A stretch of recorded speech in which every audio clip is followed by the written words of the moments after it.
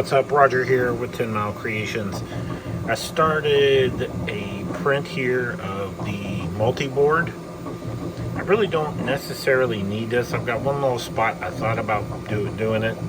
So I thought, I did get that gray PLA that was the wrong color gray PLA. And I've got 2 rolls of it, so why not use it for something?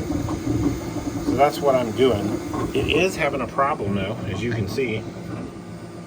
This spool, when I got it, was so super loose. This is probably one of the loosest. And you can see how it's twisting.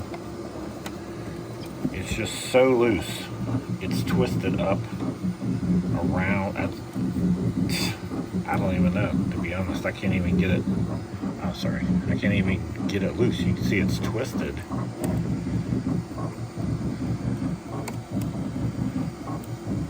And because the spool is so loose that it's just twisting up, and as the printer pulls the filament, it just buries it into the spool. I mean, it's so loose. Look how loose that is.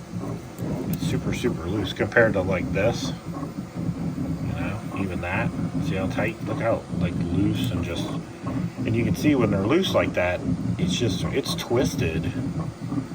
And I'm not even sure I can untwist it, but it's already stopped and backed the material out once. I'm trying to get it loose. So hopefully that works. But yeah, that spool was super loose. I'm gonna look at the other one because I got 2. Here's the other one. Let's see what it looks like. Because that one is terrible. I mean, it is just absolutely awful. So let's have a look at this one and see what it looks like.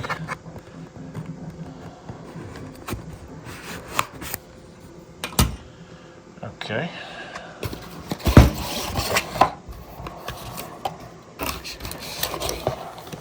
Yeah, this one really isn't much better. You can see how it's just the whole spool is just, yeah, it's really terribly wound on the spool. So I have a feeling it's just something I'm going to be fighting with the entire time, but we'll have to see. This would be one of those times. It would be handy to have the ability to re-spool filament. The earth going on, get back in there. But you can see my Pet G, my gray Pet G is not super tight either. Of course, it gets a little bit loose. But essentially, realistically, like all these have been used. And they're still staying pretty tight. My humidity situation is very variable, so that's why I keep my stuff in the bag.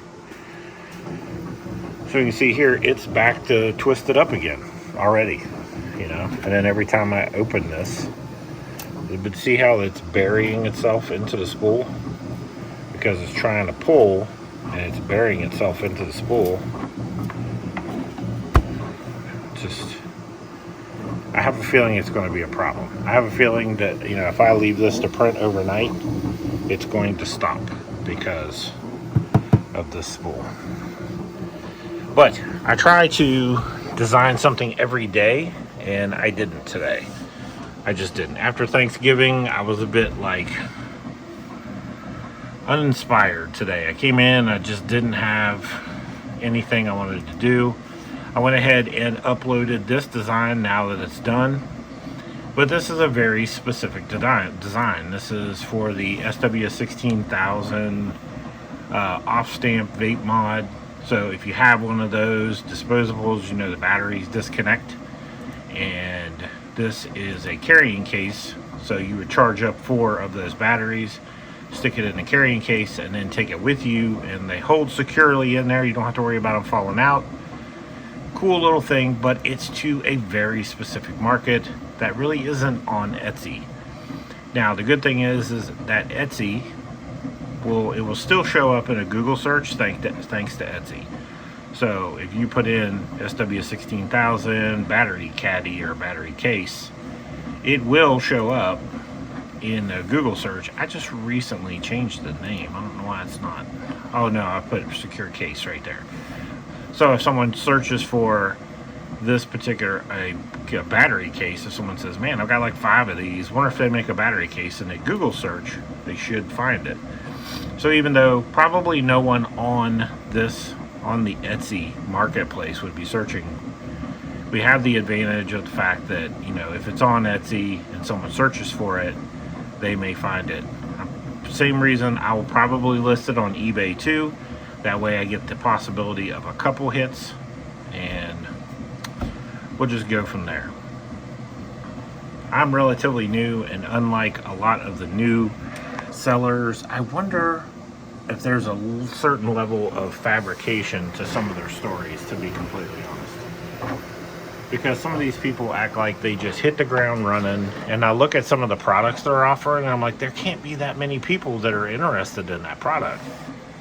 You know, I know some other YouTubers that, you know, they're doing certain types of prints, but they're technically doing it for the YouTube attention.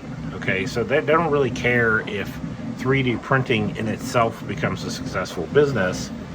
What they're doing is building an audience on YouTube and, you know, making money on the ads. So, which, don't get me wrong, wouldn't break my heart, but is not the sole motivation for my little projects. So, no, I didn't get much done today. I did get the photos done. And if you guys don't have some photography skills, that is super important in this aspect.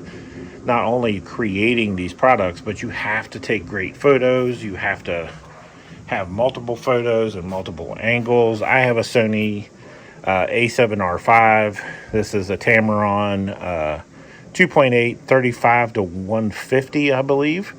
Yeah. That I use for all my photography. And then I have a bunch of these Ambifill A2? Yeah, A2s. They kind of built-in diffuser, and I use these for my lighting for my photography.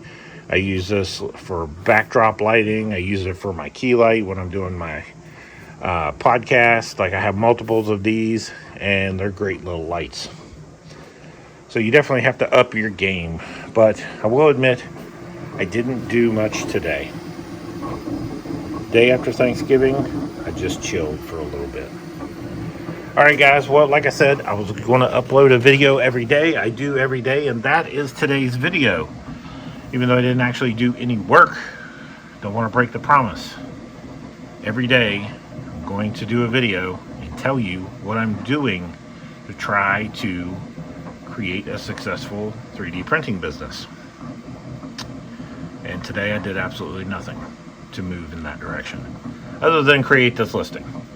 Alright guys, later.